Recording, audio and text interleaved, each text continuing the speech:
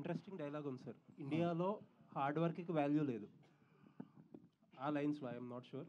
Hard వర్క్కి value లేదు అనే ఒక ఇండస్ట్రీలో ఎంతవరకు hard work important, hard work ఒక్కటే ఉంటే సరిపోతుందా మీ ఎక్స్పీరియన్స్?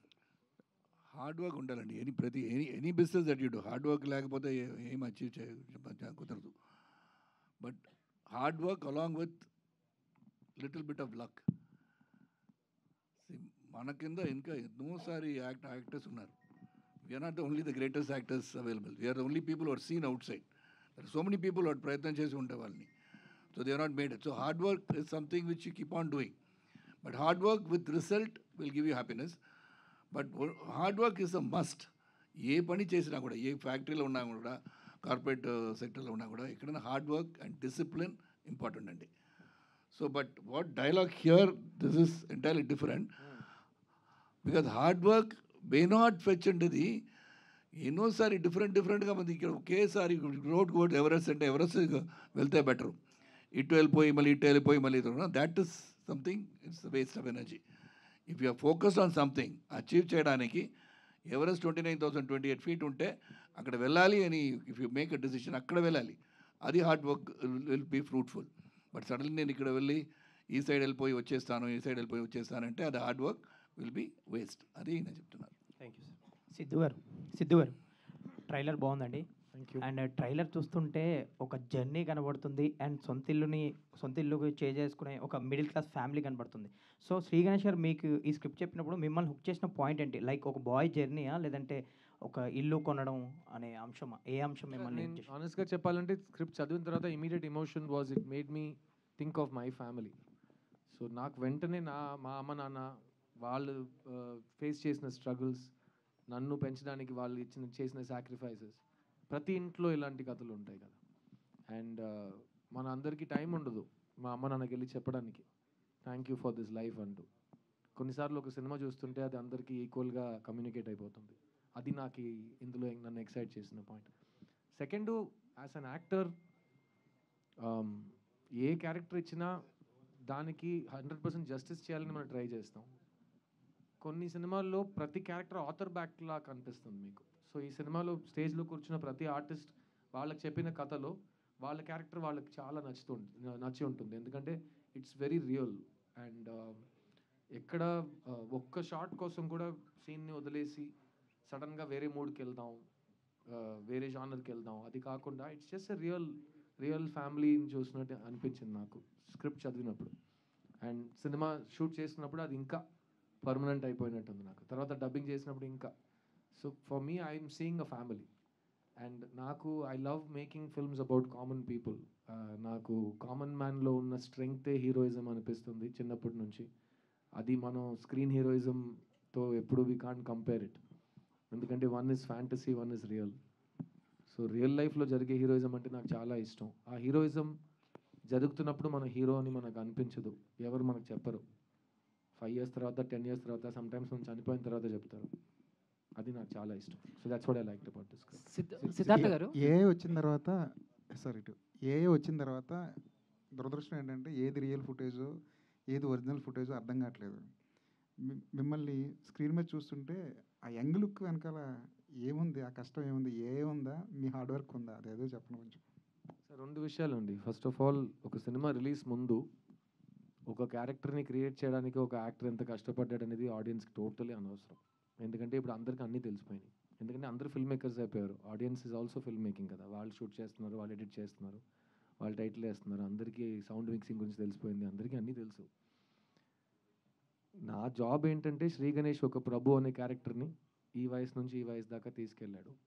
అతనికి సాటిస్ఫాక్షన్ వచ్చే వరకు నేను ఆ క్యారెక్టర్గా బతకాలి, జీవించాలి. My entire effort was to make Prabhu real. అది మేము ఏఐ చేసామా లేకపోతే హార్డ్ వర్క్ చేసామా అంటే, ఈ ఫస్ట్ పార్ట్ నాకు ఏఐ అంటే నేను ఇప్పుడు ఇంకా వాడలేదు. నాకు నా శ్రమ, నాకు నా కృషి, నాకు నా తపన తెలుసు. సో ఫస్ట్ ఆఫ్ ఆల్ ఈరోజు మీరు సిద్ధుని ఒక స్కూల్ యూనిఫామ్లో చూసి నాకు నచ్చింది, నేను ఇష్టపడుతున్నాను మీరు చెప్పడం నాకు ఎంత పెద్ద మాట అని మీకు తెలియదు. ఎందుకంటే నేను 1.5 years నుంచి ఈ కళ కంటున్నాను.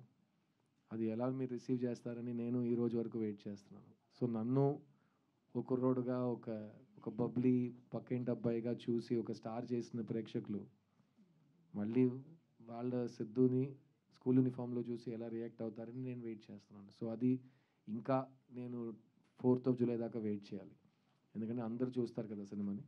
అండ్ వాళ్ళ తర్వాత నేను బాగా చేశాను, ఎలా చేసావురా సిద్ధు అని అప్పుడు అడిగితే మీరు డీటెయిల్గా వచ్చి మీకు చెప్తాను.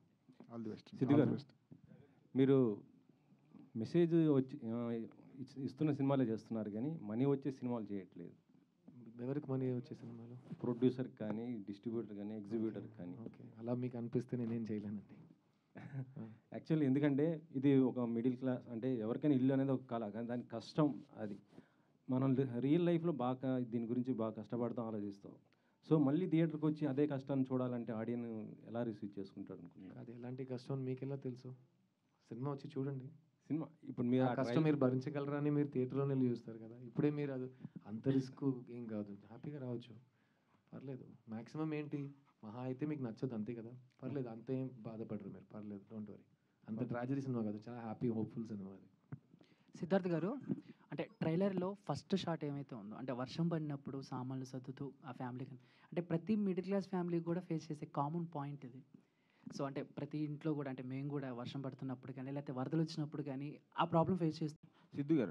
సిద్ధు భయ్య, మీ కెరీర్లో మీరు పెద్ద పెద్ద స్టార్ డైరెక్టర్లతో చేశారు, పాన్ ఇండియా సినిమాలు కూడా చేశారు, మళ్ళీ చిన్న చిన్న సినిమాలు, మిడిల్ క్లాస్ ఫిల్మ్స్ చేస్తుంటారు. ప్లస్ జనరల్గా ఇవాళ రేపు వచ్చే జనరేషన్ హీరోస్ కానీ లేకపోతే ఇప్పుడున్న ట్రెండ్లో కానీ ఒక బ్లాక్ బస్టర్ తర్వాత దానికి మించిన బ్లాక్ బస్టర్ చేయాలని, దానికి మించిన బడ్జెట్ ఖర్చు పెట్టించే సినిమాలు చేయాలని, సూపర్ హీరోస్ సినిమాలు చేయాలని, సూపర్ న్యాచురల్ సినిమాలు చేయాలని అందరూ అనుకుంటుంటే మీరు ఇలా చేయడంలో ఏంటి మీ ఇంట్రెస్ట్? సార్ 20 years బ్యాక్ నేను బొమ్మరిలోని సినిమా తీశాను సార్. ఆ సినిమా 1 year ఆడింది.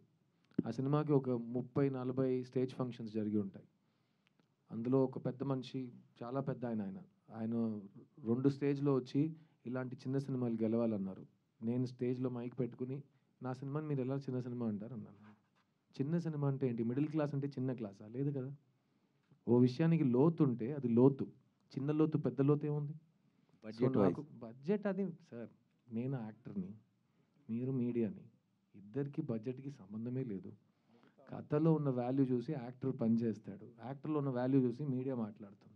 సో టాపిక్ గురించి ఖచ్చితంగా ఆర్టిస్ట్గా మీకు సాటిస్ఫాక్షన్ ఇవ్వచ్చు సార్. నేను 20 years నుంచి సాటిస్ఫాక్షన్ కోసమే పనిచేస్తున్నాను.